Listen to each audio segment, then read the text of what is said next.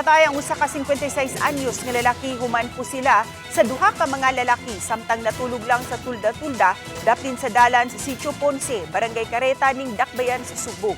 Ang biktima, residente usab sa Barangay Ermita. Sa pakisusi sa kapulisan, may kalambigitan sa Ginadiling nga Drugas ang motibo sa krimen. Matod pa, pipila ka higayon nga nasikop ang biktima tungod sa kaso sa illegal nga drogas. Ug dugang saysay sa taga Barangay Ermita nga kundi makarimit sa halin sa illegal nga drogas, ang biktima magtago-tago kini. Gidala pa kini sa tambalanan apan nakabsan gayud sa iyang kinabuhi.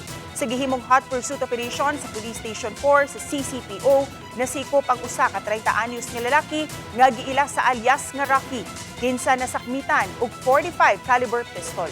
Siya matud pa ang gitudlo sa mga saksi ug nakita sa kuha sa CCTV sa dapit nga mipusil sa biktima. Giila si alias Rocky nga gun for hire. Samtang padayon pang gipangita ang kauban ini.